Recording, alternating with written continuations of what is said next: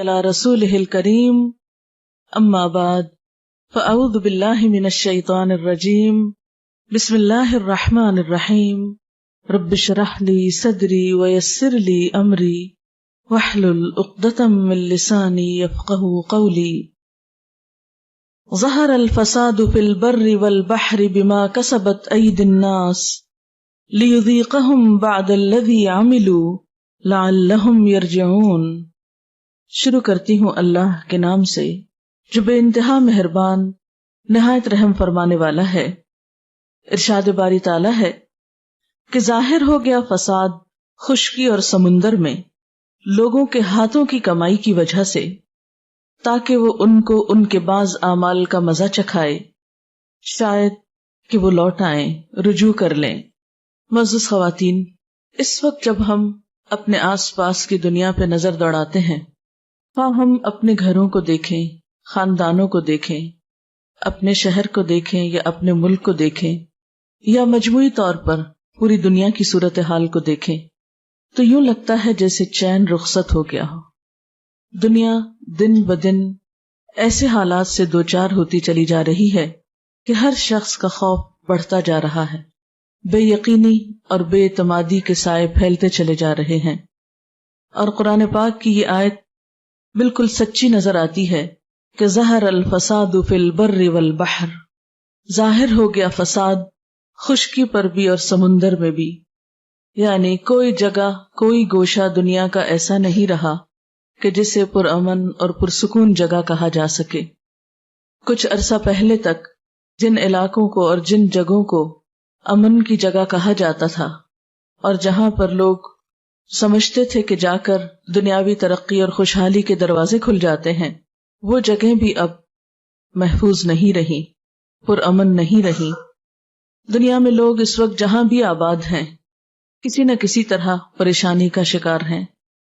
ایسے میں ہم کیا کریں؟ ہماری ذمہ داری کیا ہے؟ ہم سکون اور امن کہاں تلاش کریں، کہاں پائیں؟ بنیادی طور پر تو ایک حدیث قدسی میں اللہ سبحانہ وتعالیٰ فرماتے ہیں کہ میں نے سکون کو جنت میں رکھ دیا، لوگ اسے دنیا میں تلاش کرتے ہیں، بھلا وہ کیسے پائیں گے؟ حقیقت یہ ہے دنیا امتحان کی جگہ ہے، سکون کی جگہ نہیں ہے۔ یہاں پر ہر شخص ایک محدود وقت کے لیے آیا ہے، تھوڑے عرصے کے لیے آیا ہے، اور ہر ایک سے دیکھا یہ جا رہا ہے کہ وہ کرتا کیا ہے، اور بالآخر ہم میں سے ہر ایک کو اپنے اعمال کے ساتھ واپس پلٹنا ہے، اور پھر ایک دن آئے گا کہ ہم سب کو اپنے رب کے حضور حاضر ہونا ہے، اور جو کچھ ہم یہاں پر کر رہے ہیں اپنی انفرادی زندگی میں یا اجتماعی زندگی میں اس کا حساب کتاب دینا ہے، اور اس کے بعد جو زندگی شروع ہوگی وہ اصل زندگی ہوگی۔ اس میں خوش قسمت ہیں وہ لوگ کہ جن کو اللہ تعالیٰ ایسی جگہ عطا کرے کہ جہاں نہ کوئی خوف ہوگا اور نہ غم، اور یہ اللہ کا وعدہ ہے کہ وہ اپنے دوستوں کو ایسی ہی جگہ عطا کرے گا، ان لوگوں کو جو اللہ کی رضا میں زندگی بسر کرتے ہیں۔ الا ان اولیاء اللہ لا خوف علیہم ولا هم یحزنون، سن لو اللہ کے دوستوں کو نہ کوئی خوف ہوگا اور نہ غم ہوگا۔ لیکن اس خوف اور غم سے نجات پانے کے لیے ضروری ہے کہ ہم اپنی اس زندگی کو اور اپنی اس دنیا کو بھی حد الوسع پر امن بنانے کی کوشش کریں، اپنے رویے، اپنے طریقے، اپنی سوچ کا انداز اور انسانوں کے ساتھ معاملات ایسے انداز میں ہوں کہ جس میں ایک دوسرے کے لیے تکلیف اور دکھ کا سبب نہ ہو۔ لیکن ہم دیکھتے ہیں کہ انفرادی سطح ہو یا اجتماعی سطح، دکھوں اور تکلیفوں میں اضافہ ہی ہوتا چلا جا رہا ہے، اور ہر شخص پریشان ہے کہ وہ کیا کرے۔ لیکن بات یہ ہے کہ کیا کسی بھی مسئلے کا حل محض پریشان ہونا ہوتا ہے؟ نہیں، کوئی بھی پریشانی پریشان ہونے سے حل نہیں ہوتی، کوئی بھی تکلیف صرف تکلیف کا ذکر کرنے سے دور نہیں ہو جاتی، جب تک کہ انسان اس کے لیے کوئی عملی قدم نہ اٹھائے۔ ایسے حالات میں انسان کس کی طرف رجوع کرے، کس سے پوچھے، کون اسے بتائے کہ وہ اس دنیا میں زیادہ بہتر طور پر کیسے زندگی بسر کر سکتا ہے؟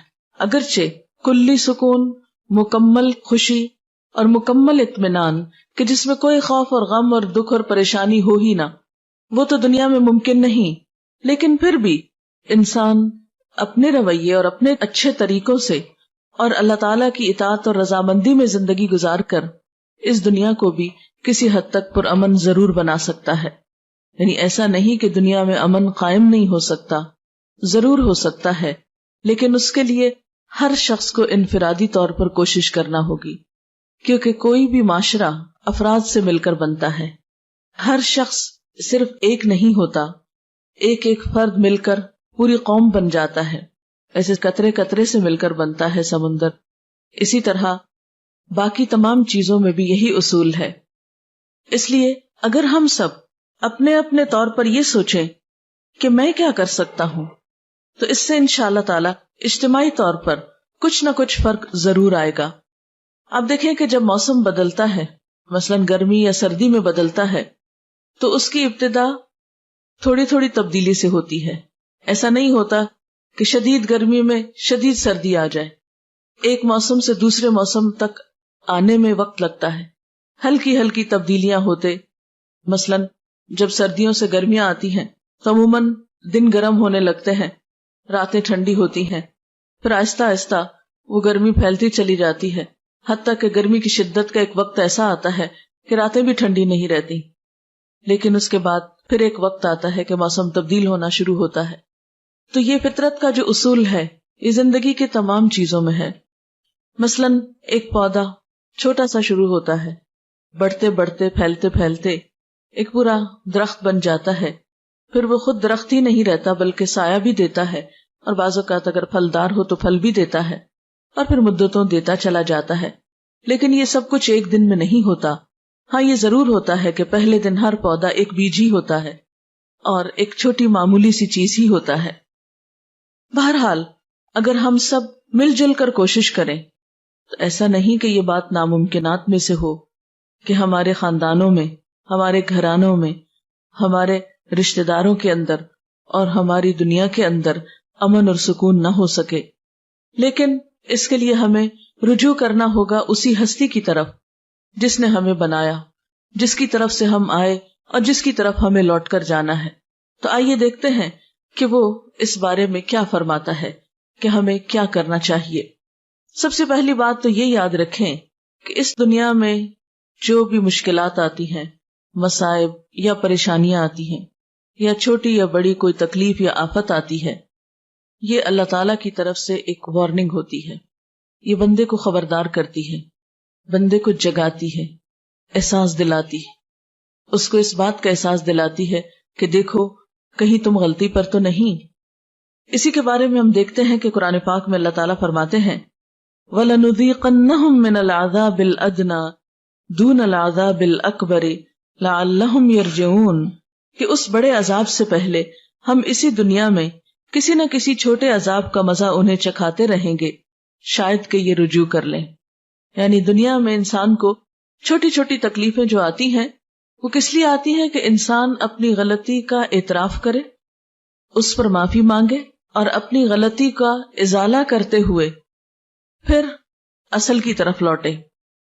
مثلا آپ نے دیکھا ہوگا کہ اگر عام حالات میں ہمیں اپنی غلطی کا احساس نہ ہو، لیکن جو ہی کوئی تکلیف آتی ہے، کوئی چوٹ لگتی ہے، کوئی پریشانی ہوتی ہے، تو فوراً پہلا خیال یہ آتا ہے کہیں مجھ سے کوئی ایسا گناہ تو نہیں ہو گیا، کہیں مجھ سے کوئی کوتاہی تو نہیں ہوگی. اور یہ خیال ہر دل میں آتا ہے، ہر اس دل میں جو زندہ ہو، ہر اس انسان کے اندر یہ سوچ ایک دفعہ ضرور آتی ہے کہ میں نے کچھ کیا تو نہیں ایسا کہ میرا رب مجھ سے ناراض ہو گیا ہو. اگرچہ انسان پر تکلیفیں اور آزمائشیں امتحان کے طور پر بھی آتی ہیں، ضروری نہیں ہوتا کہ ہر وقت انسان گناہگار ہی ہو تو اس کے اوپر پکڑ آئے، لیکن پھر بھی عموماً یہی ہوتا ہے کہ اللہ تعالیٰ بندہ مومن کے ساتھ ایک احسان فرماتا ہے کہ اس کو اس کی غلطیوں کا احساس دلاتا رہتا ہے. عام طور پر آنے والی تکلیف اور انسان کی غلطی میں کوئی نہ کوئی مماثلت ہوتی ہے. مماثلت کا مطلب یہ کہ کوئی ریزمبلنس ہوتی ہے. عموماً ہم نے کسی کے ساتھ کچھ ایسا کیا ہوتا ہے تو اللہ تعالیٰ کسی بندے سے وہی چیز ہمارے لیے کروا دیتا ہے. بعض اوقات ہم نے اگر کسی کا حق مارا ہے تو کوئی دوسرا ہمارا حق مار جاتا ہے. جب وہ ہمارا حق مارتا ہے تو پھر ہم اس وقت ضرور سوچتے ہیں کہ کبھی میں نے تو نہیں کسی کے ساتھ ایسا کیا. اور جس شخص کو یہ سوچ مل جائے جس کے اندر یہ احساس پیدا ہو جائے کہ کہیں میں نے تو نہیں کسی کے ساتھ زیادتی کی، کہیں میرا تو کوئی قصور نہیں، وہی انسان دراصل اللہ تعالیٰ کی محبت کا مرکز ہوتا ہے. یہ اللہ کا خاص انعام ہوتا ہے کہ وہ بندے کو ایسی مثبت سوچ دے. کیوں؟ اس لیے کہ ایک حدیث میں آتا ہے جس بندے سے اللہ تعالیٰ کو محبت ہوتی ہے وہ اس کو آزما لیتا ہے. پیغمبروں سے اللہ تعالیٰ سب سے بڑھ کر محبت کرتا ہے، ان پر آزمائشیں بھی سب سے زیادہ آتی ہیں. اور صحابہ کرام میں ہم دیکھتے ہیں کہ جب دنوں تک ان پر کوئی پریشانی نہیں آتی تھی تو اس پر پریشان ہو اٹھتے تھے کہ کہیں ایسا تو نہیں کہ اللہ تعالیٰ ہمیں بھول گئے ہیں. اس کا یہ مطلب نہیں کہ انسان کو دکھ تکلیف مانگنی چاہیے یا پریشانی مانگنی چاہیے، نہیں. عافیت کی دعا کہ یا اللہ ہر تکلیف سے محفوظ رکھ، یہ اللہ تعالیٰ کی پسندیدہ ترین دعاؤں میں سے ہے. یعنی اللہ تعالیٰ سے بندہ جو دعائیں مانگتا ہے اس میں اللہ تعالیٰ کو جو دعا بہت پسند آتی ہے وہ یہ دعا ہوتی ہے کہ یا اللہ تو مجھے خیر و عافیت سے رکھ. عافیت مانگنا اللہ تعالیٰ کو بہت پسند ہے. لیکن عافیت کی دعا، خیر خیریت کی دعا مانگنے کے باوجود اگر کوئی دکھ یا غم یا پریشانی آ جاتی ہے یا کوئی تکلیف پہنچ جاتی ہے تو پھر ایسے موقع پر انسان کو اللہ تعالیٰ کے بارے میں برا نہیں سوچنا چاہیے، ناراض نہیں ہونا چاہیے، دل میں برا گمان نہیں لانا چاہیے. ضرور سوچنا چاہیے کہ اللہ تعالیٰ ضرور مجھے کوئی سبق دینا چاہتا ہے، میری کوئی اصلاح چاہتا ہے، مجھ سے کوئی توبہ استغفار چاہتا ہے، رجوع چاہتا ہے، اپنے قریب کرنا چاہتا ہے. جس بندے کو یہ سوچ نصیب ہو جائے تو وہ آزمائش اس کے درجوں میں بلندی اور اضافے کا سبب بنتی ہے. ایک حدیث میں آتا ہے کہ سب سے زیادہ تکلیف انبیاء کو آتی ہے جو اللہ کے بہت پیارے ہوتے ہیں، پھر جو اس سے قریب ہوتے ہیں، جو اس سے قریب ہوتے ہیں، جو اس سے قریب ہوتے ہیں. عام طور پر تو ہم یہ دیکھتے ہیں کہ جب کسی انسان پہ کوئی تکلیف آتی ہے تو لوگ عموماً اس کے بارے میں برا خیال کرنے لگتے کہ اس نے ضرور کوئی خرابی کی ہوگی، اس کے نعوذ باللہ گناہوں کی شامت ہوگی، یا کوئی نہ کوئی بات بنا لیتے ہیں اور اس کو اس شخص کے حق میں برا سمجھتے ہیں. نہیں، جب کسی پر کوئی تکلیف آئے، کسی پر کوئی آزمائش آئے تو ہمیشہ یہ سوچنا چاہیے کہ اس پر اللہ کا ایک امتحان آ گیا ہے. لیکن اگر اپنے پہ کوئی تکلیف آئے تو اپنے بارے میں یہ ضرور سوچنا چاہیے کہ کہیں مجھ سے کوئی غلطی تو نہیں ہوئی، کہیں میرے سے کوئی کوتاہی تو نہیں ہو گئی کہ جو اللہ تعالیٰ کو پسند نہیں آئی اور اب اللہ تعالیٰ مجھے یاد دلانا چاہتا ہے. اور واقعی ایسا ہوتا ہے کہ بعض اوقات ہمیں ایک بات بھولی بھی ہوتی ہے، ہم نے اللہ تعالیٰ سے عہد کیا ہوتا ہے یا کسی بندے سے کوئی وعدہ کر رکھا ہوتا ہے یا اور اسی طرح کا ہم نے کوئی گناہ یا قصور کیا ہوتا ہے اور پھر اس پہ توبہ کرنی بھی یاد نہیں رہتی، یا یہ کہ خوب اپنے آپ کو تعویلیں دے دیتے ہیں کہ نہیں ہمارا تو قصور ہی کوئی نہیں. اور جب چوٹ لگتی ہے، تکلیف پہنچتی ہے تو پھر انسان کو واقعی کھل کھل کے یاد آنے لگتا ہے کہ ہاں میں نے بھی تو فلاں کے ساتھ ایسا ہی کیا تھا. مثلا اگر ہمیں کوئی تکلیف کسی بندے کی طرف سے آئی ہو، یا یہ کہ میں نے کسی کا مذاق اڑایا تھا یا کسی کو تانا دیا تھا یا کسی کے بارے میں برا سوچا تھا، تو اللہ تعالیٰ نے مجھے وہ میرے سامنے لا کر دکھایا. کیونکہ ایک حدیث میں آتا ہے کہ جب کسی بندے پہ کوئی تکلیف آتی ہے اور کوئی شخص اس پہ ہنستا ہے یا خوش ہوتا ہے، جس کو شماتت الاعداء بھی کہا جاتا ہے کہ دشمنوں کا خوش ہونا، کیونکہ ہوتا ہے نا انسانوں کے درمیان باہم جیلسیز ہوتی ہیں، سب لوگوں کو دوسروں کی نعمتیں اور بھلائیاں اچھی نہیں لگتی. ایسے میں جب کسی پہ تکلیف آتی ہے تو بعض اوقات تو بڑی ہمدردی آتی، لیکن بعض لوگ ایسے بھی ہوتے ہیں کہ جنہیں کسی کی تکلیف دے کر خوشی ہوتی، وہ دل میں خوش ہوتے ہیں، چلو اچھا ہے، مزہ چکھے، اس کو بھی پتہ چلے. یعنی اس طرح کی بھی شیطان نیگیٹو خیالات انسان کے دل میں بری باتیں ڈالتا ہے. اب ایسے وسوسے آنے پر انسان کو توبہ استغفار کرنی چاہیے کہ یا اللہ میں کسی کی تکلیف پہ نہ ہنسوں، میں کسی کے نقصان پر نہ ہنسوں، میں کسی کے دکھ پر خوش نہ ہوں. کیوں؟ اس لیے کہ جب کوئی شخص کسی کے دکھ پر خوش ہوتا ہے تو اللہ تعالیٰ اس کو اسی میں مبتلا کر دیتا ہے اور اس شخص کو پھر اس سے نکال لیتا ہے. اسی لیے ہمیں نبی صلی اللہ علیہ وسلم نے وہ دعا سکھائی ہے، جب کسی مصیبت زدہ کو دیکھو تو دعا پڑھو، الحمدللہ الذی عافانی ممن ابتلاہ بہ، کہ اللہ کا لاکھ شکر ہے، سب تعریف اور شکر اس ذات کے لیے جس نے مجھے عافیت میں رکھا، مجھے بچا کے رکھا، مجھے محفوظ رکھا اس مصیبت سے جس میں اس نے دوسرے کو مبتلا کیا. کیونکہ اللہ تعالیٰ کیا چاہتا ہے کہ اگر کسی ایک بندے پہ تکلیف آئے تو باقی بندے اسے ہمدردی کریں، اس کا دکھ بانٹیں، اس کے کام آئیں، اس کو اچھا مشورہ دیں، اس کی اس تکلیف کو دور کرنے کی کوشش کریں. کیونکہ جب کوئی شخص کسی بندے سے تکلیف دور کرتا ہے تو اللہ تعالیٰ کا وعدہ ہے کہ اللہ تعالیٰ بھی اس بندے سے دنیا اور آخرت کی تکلیف دور کرے گا. یعنی اگر کوئی بندہ کسی کے کام آتا ہے تو اللہ تعالیٰ اس کے کام آئے گا. ایک اور حدیث میں آتا ہے کہ اللہ تعالیٰ اس بندے کی مدد میں رہتا ہے جب تک کہ وہ بندہ کسی بندے کی مدد کرتا رہتا ہے. آپ نے دیکھا ہوگا کہ چھوٹے بچے بعض اوقات گرتے ہیں یا انہیں کچھ چوٹ لگتی ہے تو سب ہنسنا شروع کر دیتے ہیں. یہ ہنسنے کا موقع نہیں ہوتا. ایسے میں بعض اوقات بے اختیار ہنسی آ بھی جاتی ہے. یعنی وہ کوئی ایسے اینگل پہ گرتا ہے یا کوئی ایسے شکل ہو جاتی ہے اس کی کہ انسان ایک دم اپنے ہنسی پہ کنٹرول نہیں کر سکتا, لیکن فوراً ہی توبہ استغفار کرنی چاہیے. ہنسنے کا موقع نہیں ہوتا. مثلا کوئی چھلکے سے پھسل گیا, کسی کی ہڈی ٹوٹ گئی. اب دیکھیں لوگ جو اپریل فول مناتے ہیں اس میں بھی کیا کرتے ہیں, دوسروں کو پریشان کر کے, دوسروں کو تکلیف دے کے خود ہنس رہے ہوتے ہیں. تو یہ ہمارے معاشرے کی ایک ٹریجڈی ہے, دوسروں کے دکھ پہ ہنسنا, دوسروں کی مصیبت پہ خوش ہونا, کبھی ظاہری اور کبھی دل میں. لیکن جو بندہ اس عادت بد کا شکار ہو اسے یاد رکھنا چاہیے کہ جب تک وہ خود اس مصیبت میں مبتلا نہ ہوگا وہ دنیا سے نہیں جائے گا, کیونکہ یہ اللہ کا وعدہ ہے کہ دوسروں کی مصیبت پہ ہنسنے والے کو موت سے پہلے اس مصیبت میں مبتلا کروں گا. اس لیے کسی کی بیماری اور دکھ دیکھیں یا کوئی چھوٹی بڑی مصیبت, چھوٹی سے چھوٹی تکلیف میں بھی کسی کو دیکھیں, فوراً یہ دعا پڑھیں, کیونکہ حدیث میں آتا ہے کہ جو شخص مصیبت زدہ کو دیکھ کر یہ دعا پڑھتا ہے اللہ تعالیٰ اسے اس مصیبت سے بچا لیتا ہے. کوئی بیماری ہو, کوئی غم ہو, دکھ ہو, تو اس کے ساتھ اظہار ہمدردی بھی کرے اور اس کے ساتھ ساتھ یہ ہے کہ اپنے لیے دعا بھی مانگ لے.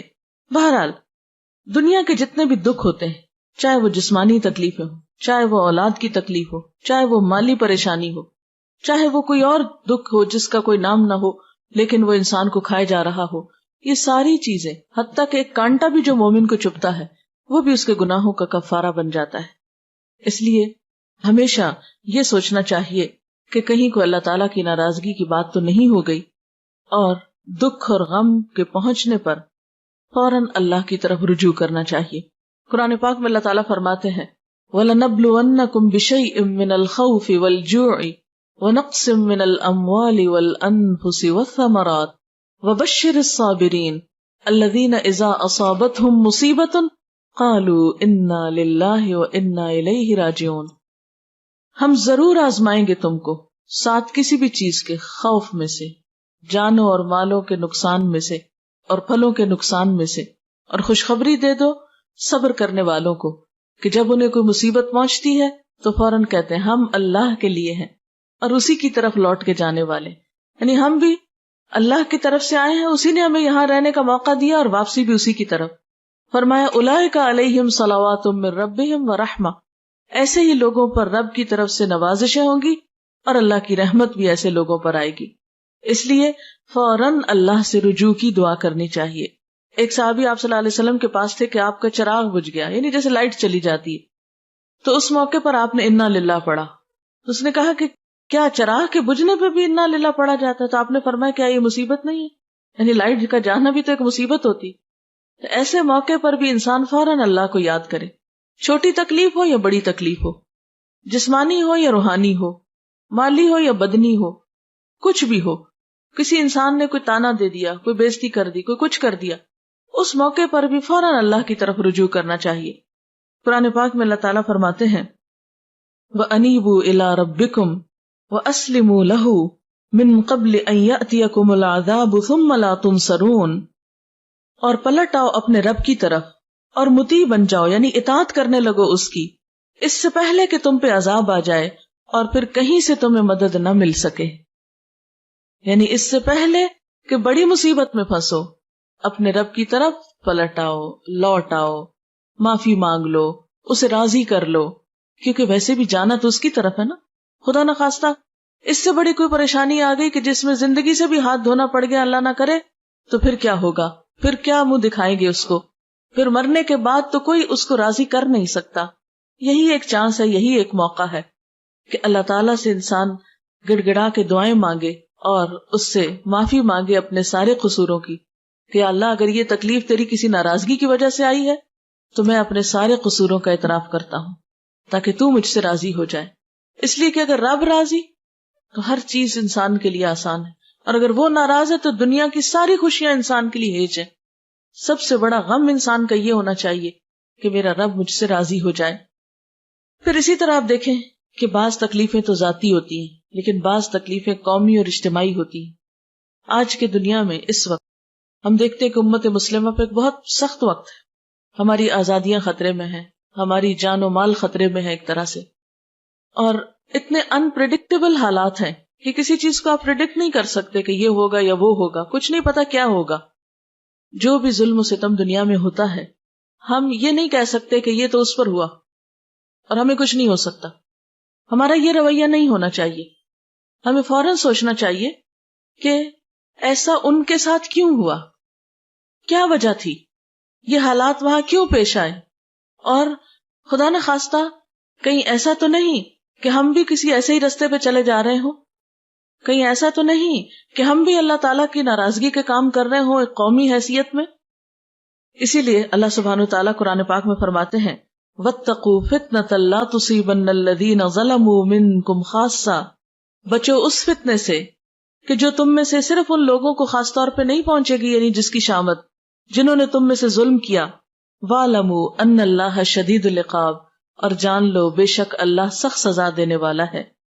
یعنی کسی قوم پر خدا نہ خواستہ جب کوئی عذاب یا مصیبت آتی ہے تو یہ نہیں ہوتا کہ اس میں سے یہ کہا جائے کہ ہاں فلاں فلاں تو بڑا نیک تھا، اس کو باہر نکال لیا جائے.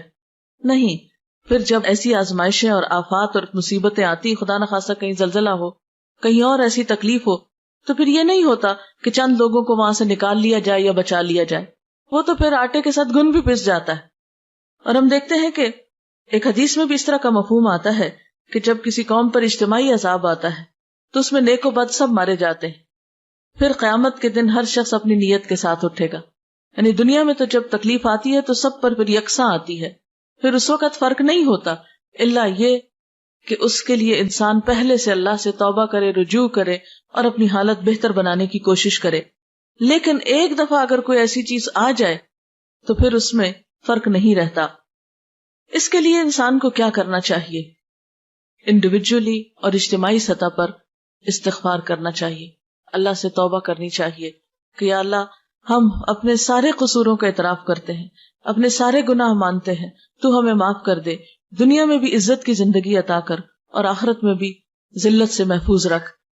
قرآن پاک میں اللہ سبحانہ وتعالیٰ فرماتے ہیں وَأَنِ اسْتَغْفِرُوا رَبَّكُمْ ثُمَّ تُوبُوا إِلَيْهِ يُمَتِّعْكُمْ مَتَاعًا حَسَنًا إِلَىٰ أَجَلٍ مُّسَمًّى وَيُؤْتِ كُلَّ ذِي فَضْلٍ فَضْلَهُ وَإِن تَوَلَّوْا فَإِنِّي أَخَافُ عَلَيْكُمْ عَذَابَ يَوْمٍ كَبِيرٍ. اور یہ کہ تم اپنے رب سے معافی چاہو اور اس کی طرف پلٹ آؤ تو وہ ایک مدت خاص تک تم کو اچھا سامان زندگی دے گا اور ہر صاحب فضل کو اس کا فضل عطا کرے گا. لیکن اگر تم منہ پھیرتے ہو تو میں تمہارے حق میں ایک بڑے ہولناک دن کے عذاب سے ڈرتا ہوں. اسی طرح حضرت ہود علیہ السلام نے اپنی قوم سے یہی کہا وَيَا قَوْمِ اسْتَغْفِرُوا رَبَّكُمْ ثُمَّ تُوبُوا إِلَيْهِ يُرْسِلِ السَّمَاءَ عَلَيْكُمْ مِدْرَارًا وَيَزِدْكُمْ قُوَّةً إِلَىٰ قُوَّتِكُمْ وَلَا تَتَوَلَّوْا مُجْرِمِينَ. اور اے میری قوم کے لوگو، اپنے رب سے معافی چاہو پھر اس کی طرف پلٹ آؤ، وہ تم پر آسمان کے دہانے کھول دے گا، یعنی خوب بارشیں برسیں گی اور تمہاری موجودہ قوت پر مزید قوت کا اضافہ کرے گا. مجرم بن کر منہ نہ پھیرو. یعنی انسان کو دنیا میں قوت حاصل کرنے کا طریقہ کیا بتایا گیا کہ تم اپنے رب کو راضی کرو، کیونکہ حقیقت یہ ہے کہ جس کے ساتھ اللہ کی مدد ہو، جس کے ساتھ اللہ تعالیٰ کی رحمت ہو، پھر وہ شخص کہیں بھی نقصان نہیں اٹھاتا، کیونکہ اس کائنات کی سب سے بڑی قوت اللہ کی قوت ہے. اور جس نے اپنے رب کو راضی کر لیا اس نے سب سے مضبوط سہارے کو تھام لیا، وہ اللہ کی حفاظت میں آ گیا، اور جو اللہ کی حفاظت میں آ جائے اسے کوئی بھی پھر نقصان نہیں دے سکتا. اور اللہ کی حفاظت میں آنے کے لیے کیا نسخہ ہے؟ استغفار کا نسخہ ہے. اور قرآن پاک میں الگ الگ کے علاوہ سب کو مل کر بھی استغفار کرنے کے لیے کہا گیا ہے. ارشاد باری تعالیٰ ہے وَتُوبُوا إِلَى اللَّهِ جَمِيعًا أَيُّهَا الْمُؤْمِنُونَ لَعَلَّكُمْ تُفْلِحُونَ. اور توبہ کرو اللہ کی طرف سارے مل کر، اکٹھے ہو کر، جمیعاً أَيُّهَا الْمُؤْمِنُونَ اے مومنو، لَعَلَّكُمْ تُفْلِحُونَ تاکہ تم کامیاب ہو جاؤ. اب اللہ تعالیٰ سے استغفار کا طریقہ کیا ہے؟ ایک تو یہ کہ انسان اپنی زبان میں استغفار کرے، اکیلے کرے یا ایسے جیسے اکٹھے کہیں بھی کسی مجلس میں ہے. مرد حضرات تو روز نمازوں میں جمع ہوتے ہیں، جمعے میں ہوتے ہیں اور بڑے بڑے اجتماعات میں ہوتے ہیں. اب ہم دیکھتے ہیں کہ مثلاً ملک میں جیسے ملین مارچ تو بہت ہو رہے ہیں، لیکن میں نے ابھی تک تو نہیں پڑھا، شاید میرا علم اتنا نہ ہو، کسی ملین مارچ میں سب نے مل کر کو استغفار کی ہو.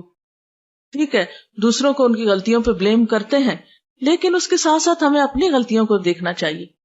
ہم مسلمانوں کو اپنے قصوروں کو بھی دیکھنا چاہیے کہ ہم میں کہاں ہے اتحاد، کہاں ہے ایک دوسرے کا دکھ درد، کہاں ہے ایک دوسرے کو کلمہ حق کہنے کی عادت، کہ کوئی خرابی کر رہا ہو تو ہم اس کو اچھی طرح بلائیں، یا کوئی اگر غلط کام کر رہا ہے تو عموماً ہم کہتے ہیں ٹھیک ہے اس کی مرضی، کرتا ہے تو کرتا رہے.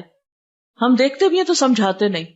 مثلا آپ کسی خاندان میں ہی دیکھ لیں، پہلے کیا ہوتا تھا کہ گھر کے بڑے بزرگوں کا ایک مقام ہوتا تھا کہ کہیں پر بھی خاندان میں کوئی خرابی، کہیں کوئی زیادتی دیکھتے تھے تو مل ملا کر اس کو ٹھیک کرنے کی کوشش کرتے تھے. کہیں کسی کے اوپر کوئی آفت مصیبت ہوتی تھی تو سب پہنچ کر اس کی مصیبت میں اس کا ہاتھ بٹاتے تھے. لیکن اب آپ دیکھیں کہ زندگیاں کیا ہیں، ہر کوئی اپنی دنیا میں مصروف ہے. کسی پہ اچھا وقت ہے تو ہمیں کیا، اور کسی پہ اگر تکلیف ہے تو ہمیں کیا. کوئی آگے بڑھ کر کسی کی مدد کرنے کو تیار نہیں ہوتا. یہ رویہ جو ہے یہ سب کے لیے بھی نقصان دہ ہوتا ہے. آج اگر کوئی تکلیف ہے تو کل ہم خدا نخواستہ ہو سکتے ہیں. اگر آج ہم کسی کے کام نہیں آتے تو کل کوئی ہمیں کیوں پوچھے گا. انسان تنہا زندگی نہیں بسر کر سکتا، انسان کو انسان کی ضرورت ہے. اس لیے زندگی گزارنے کا یہ رویہ اور یہ نسخہ کہ انسان صرف اپنی ذات کی فکر کرے، صرف اپنے آپ میں رہے، انتہائی نقصان دہ رویہ ہے، انتہائی نقصان دہ طریقہ ہے. کیونکہ کوئی بھی انسان اکیلا سب کچھ نہیں کر سکتا. ہم یہ نہیں کر سکتے کہ اس سے تکلیف پہنچی تو اس سے کاٹ کے بیٹھ گئے، اس نے تھوڑا بہت کچھ کہہ دیا تو اس سے ناراض ہو گئے، کسی تیسرے نے کچھ کہہ دیا تو اس سے بول چال بند کر لی. بھلا ہم آئسولیٹ ہو کر سب سے کٹ کے کہاں رہ سکتے ہیں. اس لیے ہمیں ایک دوسرے کو تھامنا بھی ہے، ایک دوسرے کو اچھائی کی طرف بلانا بھی ہے، برائی سے روکنا بھی ہے، اور استغفار بھی کرنا ہے. پھر اس کے ساتھ ساتھ یہ کہ کثرت سے اللہ تعالیٰ کا ذکر کرنا چاہیے. ٹھیک ہے، اگر دنیا کے حالات ہم نہیں بدل سکتے، اپنے آپ کو تو بدل سکتے ہیں نا.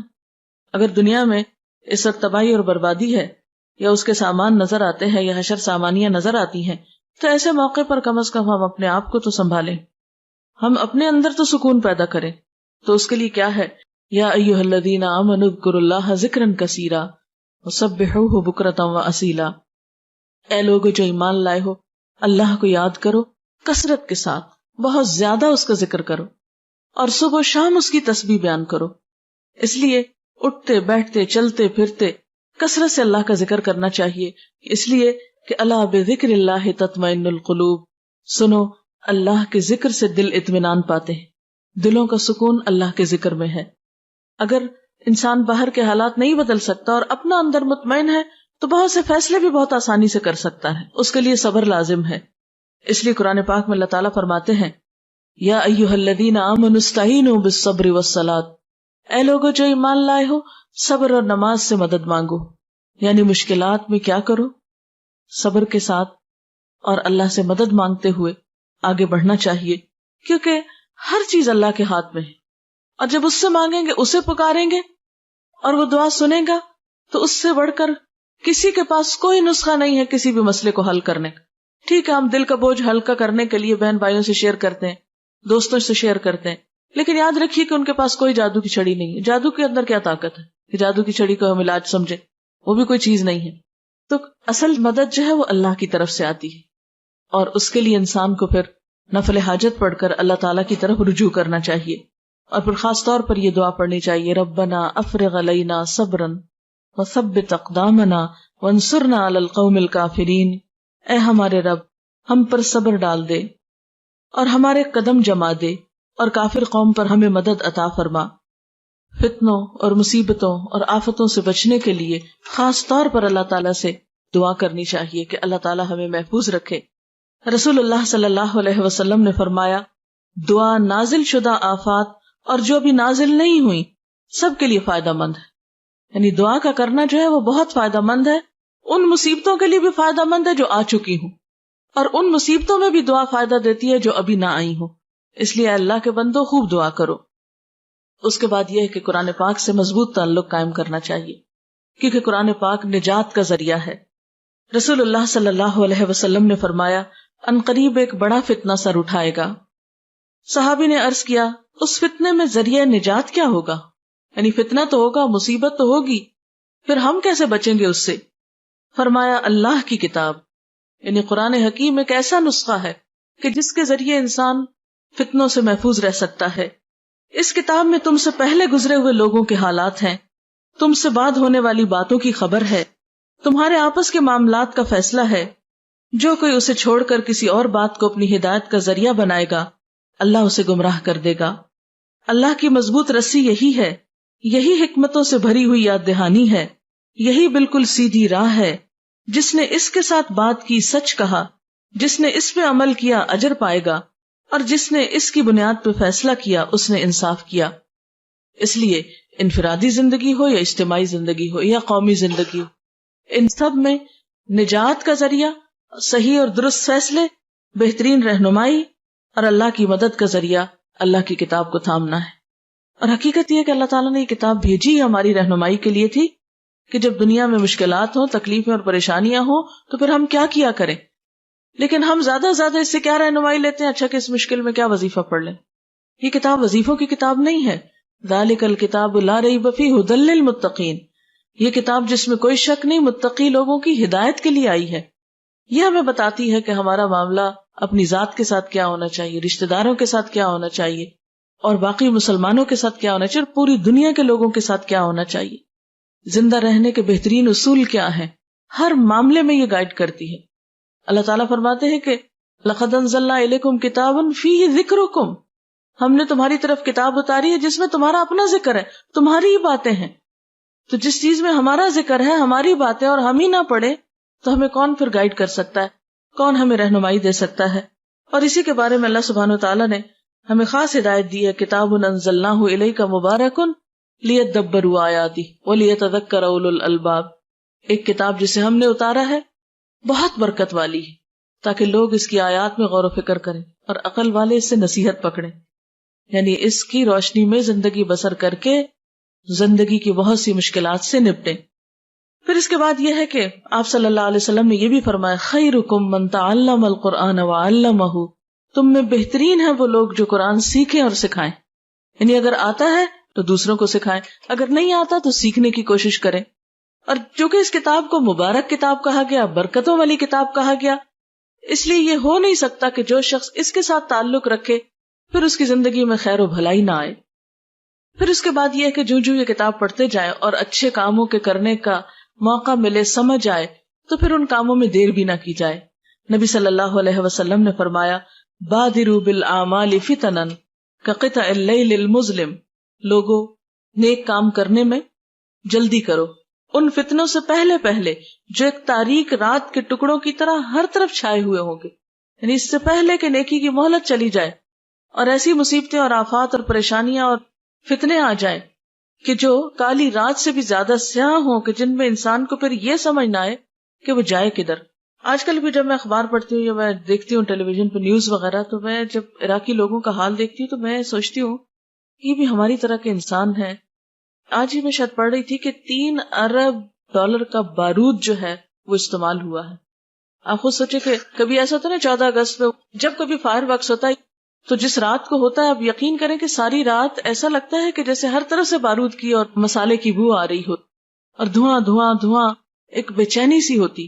میں سوچ رہی تھی کہ جس ملک کے اندر اتنا بارود پھٹا ہو، جس ملک کے اندر کئی فٹ کی اور کئی میٹر کی گہرائی تک جا کے بم پھٹے ہوں، وہاں کے لوگوں کی نیندیں اور آرام اور ان کا سانس لینا، اور جہاں پانی نہ ملتا ہو، جہاں بجلی نہ ہو، آپ دیکھیں چند گھنٹوں کے لیے بجلی جاتی ہے تو کیا برا حال ہو جاتا ہے، جہاں دنوں بجلی نہ ہو، جہاں اسپتالوں میں بجلی نہ ہو، جہاں ہر طرف ایک افراتفری اور لوٹ مار ہو، جہاں بچے جو ہیں وہ اپنی زندگی سے ہاتھ دھو رہے ہوں، جہاں زخمیوں کی مرہم پٹی کرنے والا کوئی نہ ہو، جہاں اسپتالوں میں مورچریز میں پڑے ہوئے مردے تعفن چھوڑ رہے ہوں، ان کو دفنانے والا نہ ہو کوئی، تو آپ خود سوچ سکتے ہیں کہ وہاں لوگوں کی زندگی کتنی اجیرن ہوگی، کیسی آزمائش ہوگی۔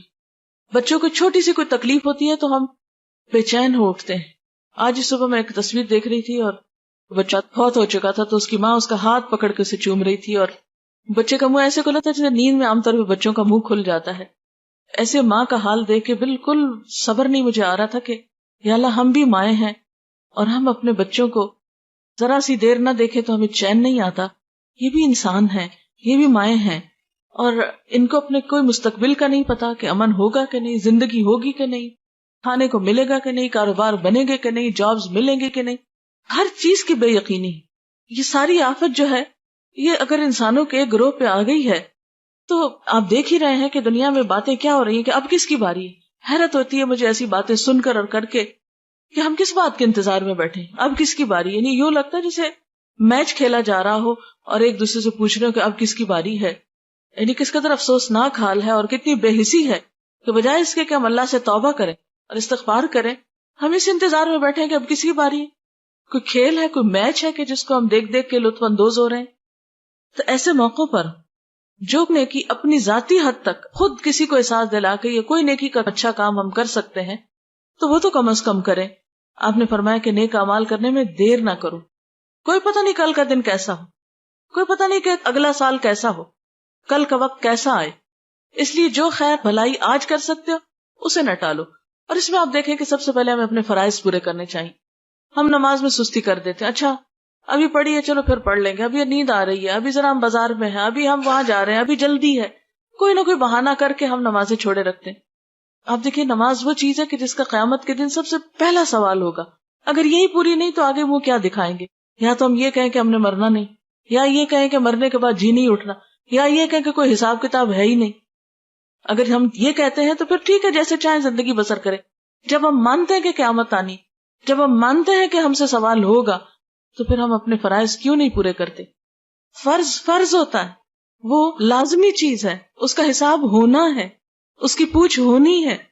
اس لیے اس کو کیے بغیر چارہ ہی نہیں، اس کو کیے بغیر گزارا ہی نہیں. وہ اسی وقت ہوگا جب ہم کریں گے. تو اس لیے سب سے پہلی چیز تو ہمیں اپنے فرائض کے کرنے میں اپنی نمازوں کی پابندی اور اپنے باقی فرائض جو ہمارے حقوق العباد کی طرف مثلاً جو ہے ان کی طرف ہمیں توجہ دینی چاہیے. نبی صلی اللہ علیہ وسلم نے خاص طور پر دوسروں کا حق مارنے سے منع کیا ہے. اور دوسروں کا حق کیا ہے؟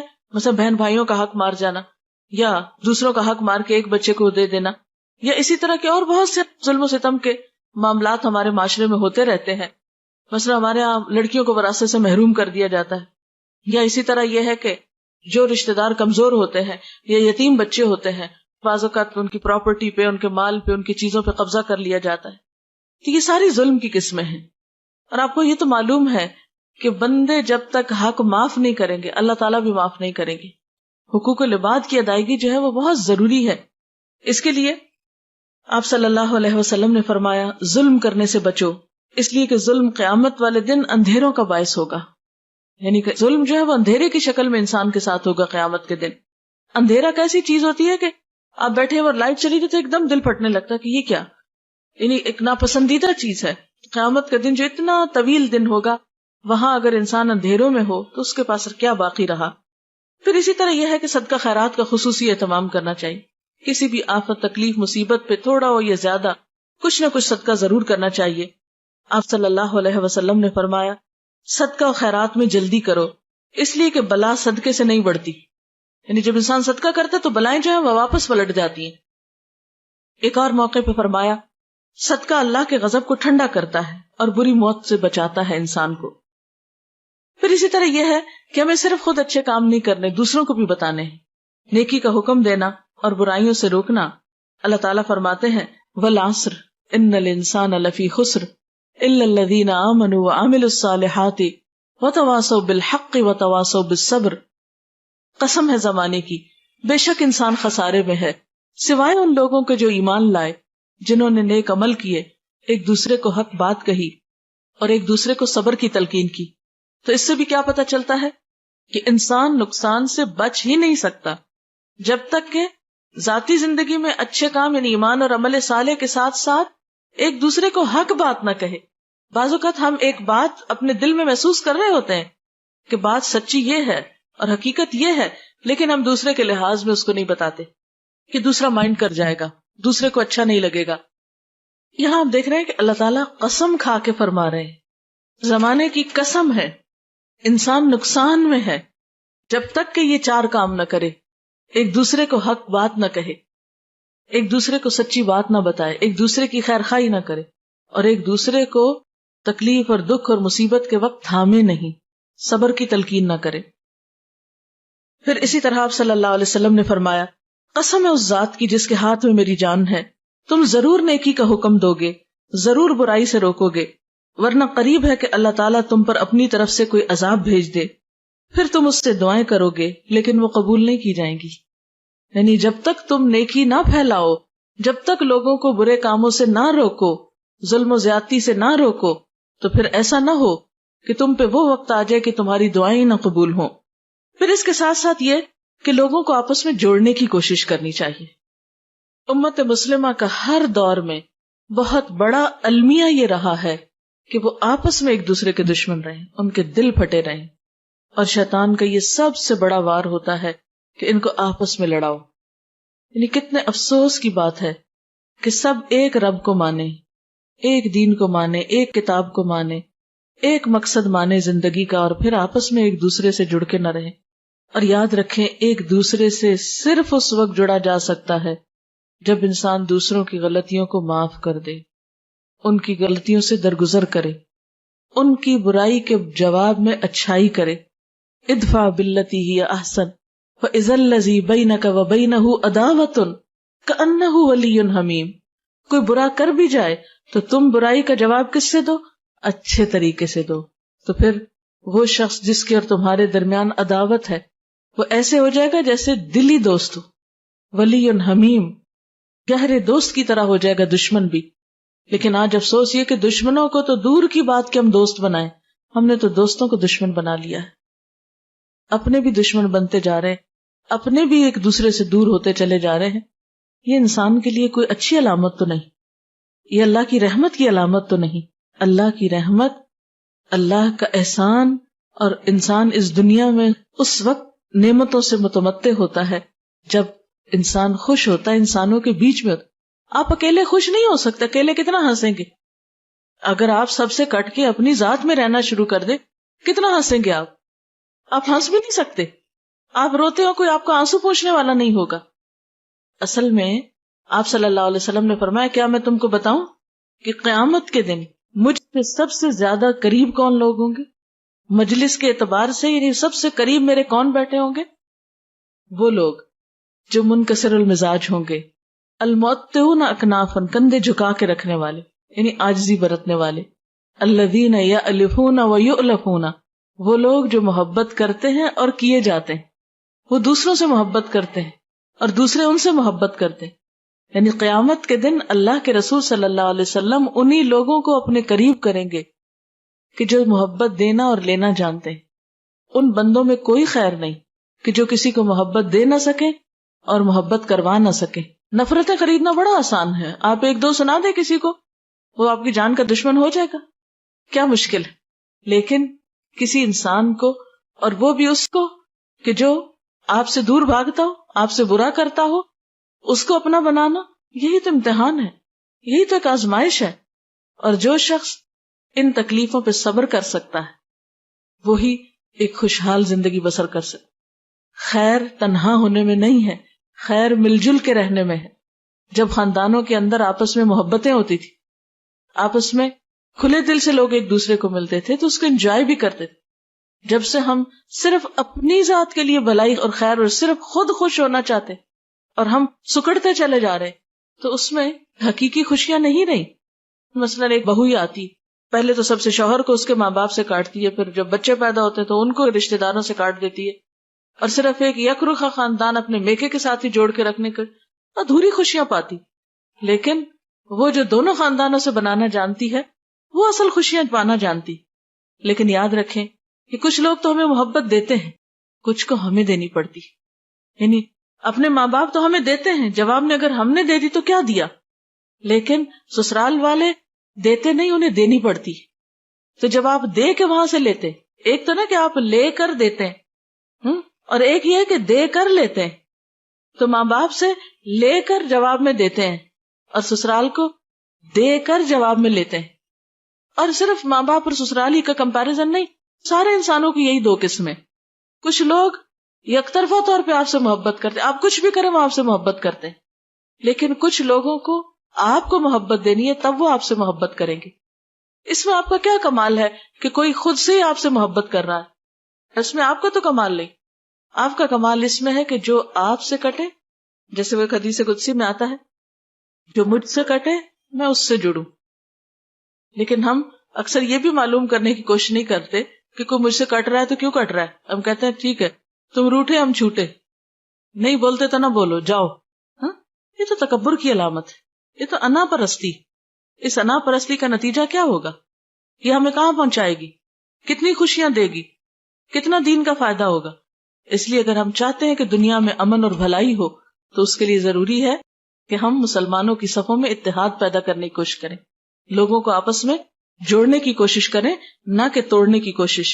وَاعْتَصِمُوا بِحَبْلِ اللَّهِ جَمِيعًا وَلَا تَفَرَّقُوا, خصوصاً دین کے نام پر کہ اللہ کی رسی کو سب مل کے مضبوطی سے تھام, اور اللہ کی رسی اللہ کی کتاب ہے قرآن. تو یہ اکیلے اکیلے نہیں تھاما جا سکتا اور نہ تھام کے رہ سکتے ہیں جب تک کہ آپ مل جل کر نہ اسے تھامیں. اور اس کے لیے تعصب, جلد بازی, بد اخلاقی, زبان درازی اور غیبت سے بچنا ہوگا. اس کے بغیر اتحاد نہیں پیدا ہوتا. اختلاف کے باوجود خیر خواہی, وسعت قلب, نہیں دل بڑا کر لیں, کیا ہوا؟ احترام انسانیت کو ملحوظ خاطر رکھیں. بے بنیاد باتوں, توہمات, بے فائدہ تبصروں اور بحث مباحثے سے پرہیز کریں. بعضوں کا جرا شروع کر دیتے ہیں ہم, چھوٹی چھوٹی باتوں پر اپنی رائے ٹھونسنے کی یا مسلط کرنے کی کوشش کرتے ہیں, اس سے بھی پھر خرابی پھیلتی. ہر قسم کے حالات, غم ہو یا خوشی, امن ہو یا جنگ, تعمیری کاموں کی رفتار میں کمی نہ آنے دیں. اور پھر اللہ پہ بھروسہ رکھیں, کیونکہ اگر اللہ کی مدد انسان کے ساتھ ہو تو کوئی نقصان نہیں دے سکتا. ان ینصرکم اللہ فلا غالب لکم, اگر اللہ تمہاری مدد کرے گا تو تم پہ کوئی غالب نہیں آ سکتا. وَإِن يَخْذُلْكُمْ, اگر وہ تم کو چھوڑ دے گا, فَمَنْ ذَا الَّذِي يَنصُرُكُمْ مِنْ بَعْدِهِ, تو کون ہے جو اس کے بعد تمہاری مدد کرے. وَعَلَى اللَّهِ فَلْيَتَوَكَّلِ الْمُؤْمِنُونَ, اور اللہ پر ہی بھروسہ رکھنا چاہیے مومنوں کو. ہر معاملے میں اللہ کی طرف رجوع ضروری ہے. اور پھر اللہ تعالیٰ کا وعدہ سچا ہے کہ مدد ضرور آئے گی, لیکن اس کے لیے تمہیں آگے بڑھنا ہوگا. اور وہ کیا ہے؟ یا ایھا الذین آمنوا, اے لوگو جو ایمان لائے, ان تنصروا اللہ ینصرکم وَيُثَبِّتْ أَقْدَامَكُمْ, اگر تم اللہ کی مدد کرو گے تو اللہ تمہاری مدد کرے گا اور تمہارے قدم جما دے گا. یعنی تم اللہ کے دین کی خدمت کرو گے, اللہ کی طرف رجوع کرو گے تو اس کی مدد بھی تمہاری طرف آئے. اگر تم اسے یاد نہیں کرو گے تو وہ تمہیں نہیں یاد کرے گا. اللہ کا وعدہ ہے فَاذْكُرُونِي أَذْكُرْكُمْ, تم مجھے یاد کرو میں تمہیں یاد رکھوں گا. پھر اسی طرح وَلَيَنْصُرَنَّ اللَّهَ مَن يَنْصُرُهُ, اللہ ضرور مدد کرے گا اس کی جو اس کی مدد کرے گا. اور اللہ کی مدد, اللہ کو ویسے تو مدد نہیں چاہیے, اللہ کی مدد سے مراد اللہ کے دین کی مدد ہے, اللہ کے دین کی خدمت ہے. لیکن اگر ہم اس کے دین کی مدد نہیں کریں گے, ہم آگے نہیں بڑھیں گے, تو وہ کیوں آگے بڑھے؟ اگر ہم اس کے دین کی خدمت نہیں کریں گے تو وہ پھر ہمارے لیے دنیا کے امن اور خوشحالی کو کیوں لائے؟ اور پھر آخری بات یہ کہ صرف باتیں ہی کرنے سے کام نہیں چلے گا جب تک کہ ہمارا عمل نہ بدلے. ہم ٹھوس کام نہ کریں, واقعی پروڈکٹیو کام نہ کریں. صرف نعرے بازی کرنا یا لفاظی کرنا یا جذباتی باتیں کرنا, اس سے کام نہیں چلے گا. اس کی بجائے ٹھوس بنیادوں پہ کام کرنے کی ضرورت ہے. ہر شخص صرف ماتم کر کے یا ایک دوسرے کو برا بھلا کہہ کے یا صرف غم میں آنسو بہا کے یہ سمجھے کہ ہم کامیاب ہو جائیں گے انفرادی یا قومی سطح پر, تو یہ کافی نہیں. اس کے لیے ہمیں تعلیم اور تربیت اور ہر طرح کے ہنر اور ٹیکنالوجی میں آگے بڑھنا ہوگا. اور یہ کام صرف باتوں سے نہیں ہوتا, اس کے لیے لمبی محنت اور کوشش کی ضرورت ہوتی. جس طرح ایک شخص آپ دیکھیں کہ زندگی میں جب قابل بنتا ہے تو اس کو سال لگتے ہیں, تو جب ایک قوم ترقی کرتی ہے تو اس کو پھر اور بھی زیادہ وقت لگتا ہے. لیکن اگر سارے قدم اٹھانا شروع کر دیں, ہر شخص اپنی ذاتی حیثیت پہ دیکھے کہ میں کیا کر رہا ہوں, کیا دنیا میں جب مصیبت آتی ہے تو میرے عمل میں کچھ فرق پڑتا ہے, یا کسی کی تکلیف دیکھ کر مجھے کچھ نصیحت ہوتی ہے, میں اپنے طرز عمل کو بدلتی ہوں. اور چند ایک سوال ہیں, ہم سب اپنے آپ سے پوچھیں کہ کیا میں اپنا وقت ضائع تو نہیں کرتی؟ کیا میں نے سستی, کاہلی اور غفلت چھوڑ دی ہے؟ کیا میرے تعمیری کاموں میں کچھ تیزی آئی ہے؟ یعنی میں اپنا وقت زیادہ اچھے پروڈکٹیو کاموں میں گزارتی ہوں؟ کیا میرے معمولات میں کچھ تبدیلی آئی ہے؟ کیا میں نے زندگی کو محض سیر و تفریح اور صرف شاپنگ اور صرف گپ شپ اور پارٹیوں صرف یہی زندگی کو سمجھ رکھا ہے, یا کچھ تعمیری کام بھی میری زندگی میں ہے؟ کیا میں نے اپنے اندر اخلاقی خوبیاں پیدا کی ہیں اور برائیوں سے بچنا شروع کیا ہے؟ کیا میں نے اللہ کے دین کی خدمت کے لیے کوئی قربانی کی ہے؟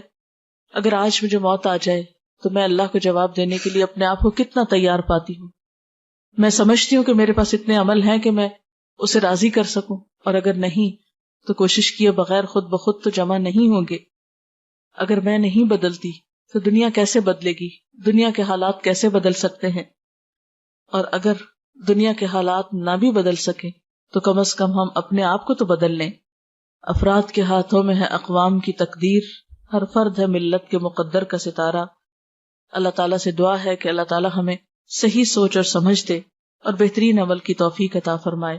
وآخر دعوانا ان الحمد للہ رب العالمین۔ دعا کر لیتے۔ سبحان اللہ والحمد للہ ولا الہ الا اللہ واللہ اکبر ولا حول ولا قوة الا باللہ العلی العظیم۔ اللہم صل علی محمد وعلی آل محمد کما صلیت علی ابراہیم وعلی آل ابراہیم انک حمید مجید۔ اللہم بارک علی محمد وعلی آل محمد کما بارکت علی ابراہیم وعلی آل ابراہیم انک حمید مجید۔ ربنا آتنا فی الدنیا حسنۃ وفی الآخرۃ حسنۃ وقنا عذاب النار۔ ربنا لا تزغ قلوبنا بعد اذ ہدیتنا وہب لنا من لدنک رحمۃ انک انت الوہاب۔ ربنا ہب لنا من ازواجنا وذریاتنا قرۃ اعین وجعلنا للمتقین اماما۔ یا حی یا قیوم برحمتک نستغیث لا الہ الا اللہ انت الحلیم الکریم۔ سبحان اللہ رب العرش العظیم والحمد للہ رب العالمین۔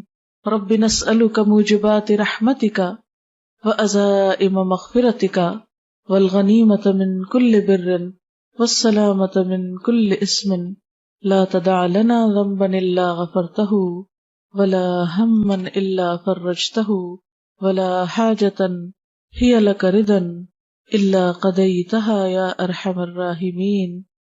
یا اللہ پاک، جو کچھ ہم نے پڑھا ہے اپنی رحمت سے اسے قبول فرما۔ یا اللہ تو ہم سب کو معاف فرما دے۔ یا اللہ ہمارے گناہوں سے درگزر فرما۔ یا اللہ ہم اپنے سارے قصوروں کا اعتراف کرتے ہیں۔ یا اللہ تو ہماری اصلاح فرما دے۔ یا اللہ ہمیں ہمارے نفس کے شر سے بچا لے۔ یا رب العالمین ہماری عبادت میں لذت پیدا کر دے، ہمیں نماز کا شوق عطا کر دے۔ یا رب العالمین ہمیں نمازوں کو اچھی طرح پورا کرنے کی توفیق عطا فرما۔ یا اللہ تو ہمیں صدقہ خیرات کی توفیق عطا فرما۔ یا اللہ تو نیکیوں کا شوق عطا کر دے، برائیوں سے نفرت دے دے۔ یا اللہ تو ہمارے گناہوں کو معاف کر دے۔ یا اللہ تو ہمیں قرآن پاک کی محبت عطا کر دے۔ یا رب العالمین تو ہمیں جنت الفردوس میں جگہ عطا فرمانا۔ یا اللہ دوزخ کے عذاب سے بچانا، دنیا کی تمام آزمائشوں سے محفوظ رکھنا۔ یا اللہ تو پاکستان کی حفاظت فرما۔ یا اللہ پاکستان کی حفاظت فرما۔ یا اللہ مسلمانوں کے دلوں کو باہم جوڑ دے، ان نفرتوں کو ختم کر دے۔ یا رب العالمین تو ہمارے گھرانوں میں سکون پیدا کر دے۔ یا اللہ ہمارے بچوں کو ہدایت عطا فرما۔ یا اللہ ہم سب کے دکھ دور فرما، بیماریاں اور تکلیفیں دور فرما۔ یا اللہ ساری بھلائی تیرے ہاتھ میں ہے، سارا اختیار تیرے پاس ہے۔ یا اللہ تو ہمیں قرآن کی سچی محبت عطا کر دے۔ یا اللہ تو ہمارے لیے نیکیوں کے راستے کھول دے۔ یا رب العالمین جتنی بہنیں آئی ہیں ان سب کا آنا قبول فرما۔ یا اللہ سب کے بچوں کو ہدایت عطا فرما، دنیا اور آخرت کی کامیابی عطا فرما۔ ہم سب کے والدین پر اپنی رحمت فرما۔ یا اللہ تو ہماری کوتاہیوں سے درگزر فرما۔ ربنا ہب لنا من ازواجنا وذریاتنا قرۃ اعین وجعلنا للمتقین اماما۔ لا حول ولا قوة الا باللہ العلی العظیم۔ ربنا لا تزغ قلوبنا بعد اذ ہدیتنا وہب لنا من لدنک رحمۃ انک انت الوہاب۔ ربنا لا تؤاخذنا ان نسینا او اخطأنا ربنا ولا تحمل علینا اصرا کما حملته علی الذین من قبلنا ربنا ولا تحملنا ما لا طاقت لنا به واعف عنا واغفر لنا وارحمنا انت مولانا فانصرنا علی القوم الکافرین۔ یا اللہ پاک تو ہم سب پر اپنی رحمت نازل فرما، جنہوں نے اس مجلس کا اہتمام کیا ہے انہیں دنیا اور آخرت کی بھلائی عطا فرما، ان کے سارے دکھوں تکلیفوں اور پریشانیوں کو دور فرما، جتنی بہنیں یہاں آئی ہیں ان سب کے دکھ تکلیفیں پریشانیاں دور فرما، سب کو اپنی رحمتوں سے ڈھانپ لے۔ یا اللہ تو ہمیں قرآن پڑھنے کی توفیق دے، سمجھنے اور عمل کرنے کی توفیق دے، اور ہمارا انجام بہترین فرما۔ ربنا تقبل منا انک انت السمیع العلیم وتب علینا انک انت التواب الرحیم، وصلی اللہ تعالی علی خیر خلقہ محمد وعلی آلہ واصحابہ واہل بیتہ اجمعین برحمتک یا ارحم الراحمین۔ الہی آمین۔ سبحانک اللہم وبحمدک نشہد ان لا الہ الا انت نستغفرک ونتوب الیک۔ والسلام علیکم ورحمۃ اللہ وبرکاتہ۔